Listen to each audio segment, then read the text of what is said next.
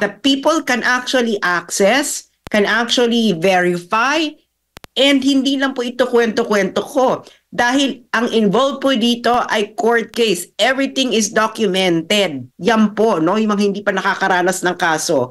Ngayon, alam nyo na. Everything is documented. Even your background conversation has to be documented. So, to close this, Admar and Jade, no? Facts are on my side. And I don't know what's on the side of the First Lady. But facts are on my side. Public court documents are on my side. Hindi ito gawang-gawa dokumento. They are real documents and official correspondences between the lawyer that provided and myself. You know, these correspondences are on my side. So all the points na sinabi ni Mrs. Araneta Marcos, there are all lies. So I think, you know, the facts, the statement of Lisa Araneta Marcos cannot measure up against the facts of the situation, the court documents that are available, etc. Ayan, ikaw rin ba ay na-bad shot sa mga pinagsasabi ni First Lady? Pero ito muna, paano ba kayo nagkakilala ni First Lady Lisa Marcos? Well, nagkakilala kami ni First Lady Lisa Marcos because of Franco Mabanta. Franco Mabanta ang dating PR ni Bongbong Marcos. And nagkakilala kami niyan kasi nga is nanghihingi sila ng tulong from social media personalities and bloggers kasi nga ay hindi sila kina-cover ng mainstream media. And if you can remember, nung panahon na yon ay mainit na mainit ang issue ang kanilang electoral protests laban sa laban kay Vice President Leni Robredo. And mainstream media during that time ay very, very pro-Leni. So they're not being given a fair chance ng mainstream media. So November 2017, ako ay umuwi ng Pilipinas from the Netherlands primarily dahil ako ay naimbitahan na mag-public lecture on international relations sa isang paaralan sa Davao City, sa I think it's Holy Cross, if I'm not mistaken. Ang nalilito kasi ako, Holy Cross of Davao. And Franco Mabanta learned about na pupunta ako ng Pilipinas. So nag-arrange siya ng dinner with block nila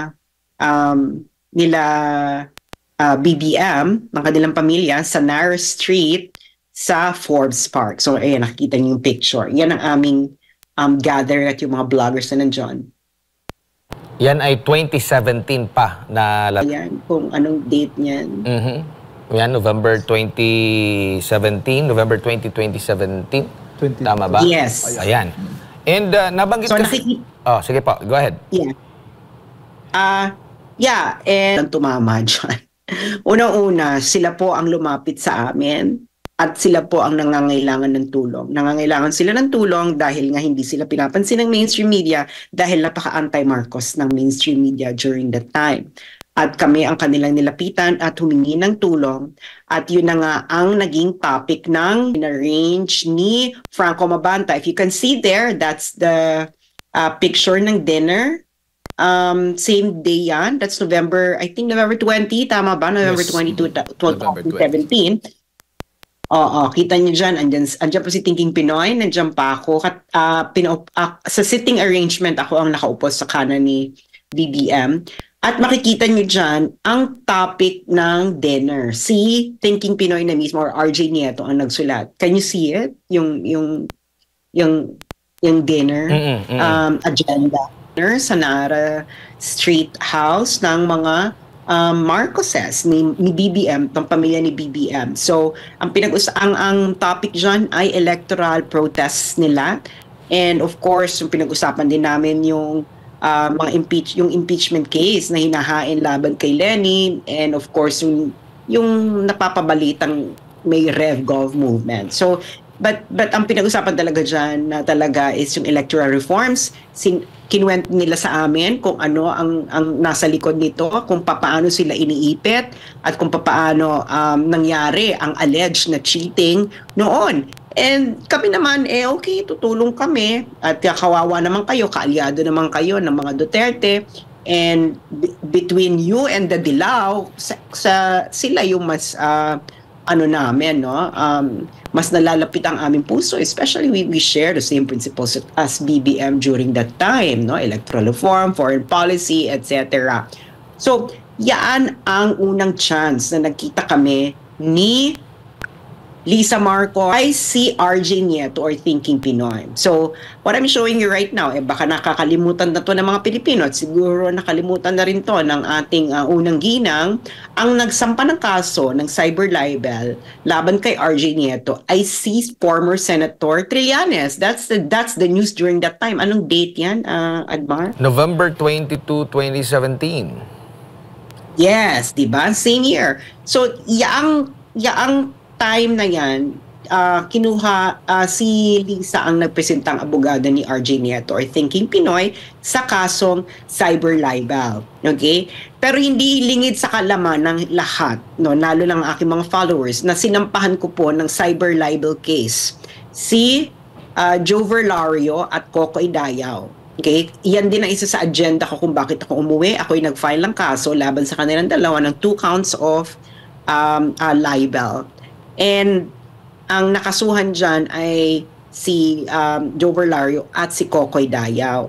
At ako ang nagsampa ng kaso at hindi ko po lawyer doon, si Lisa Marcos, at hindi ko po kinuha ang kanyang law firm. Actually, ang aking mga followers ay nag-raise ng funds para ako ay may panglaban sa korte na yon. Sa kaso na yon, sila pa ang sumuporta sa akin. At ang aking lawyer po noon ay si Attorney Ahmed Pangkalinawan. And just to clarify, no, si Joe Verlario ay nag-counter-sue.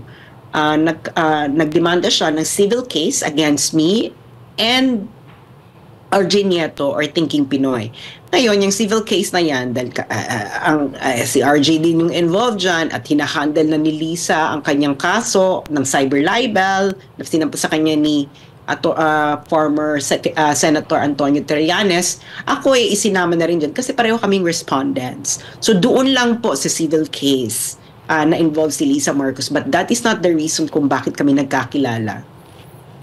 So doon sa civil case na yon, sino yung kumbaga kasama ka rin doon sa nabanggit mo nga na kay Lisa Marcos lang yung abogado ni RJ, hindi ka kasama doon? Yung sa civil case? Sinama na nga ako kasi pareho kaming respondents. Kasi it's basically the same case, yung civil case na yon, yung sampa ni Joe Verlario. And ano nang nangyari doon sa unahin ko muna yung case ko, no? Yung cyber libel case ko laban kay Lario and Cocoy Dayaw from 2000, simula nang sinampa ko ang kaso ng November 2017 hanggang May 2022. Ang ginawa ng kampo ni Joe Verlario at Cocoy Dayaw ay magsampa ng a lot of motion to dismiss sa iba't ibang angle, like they're questioning the jurisdiction, etc. At ako po ay nanalo sa lahat ng mga sinampa nilang motion laban po sa aking kaso.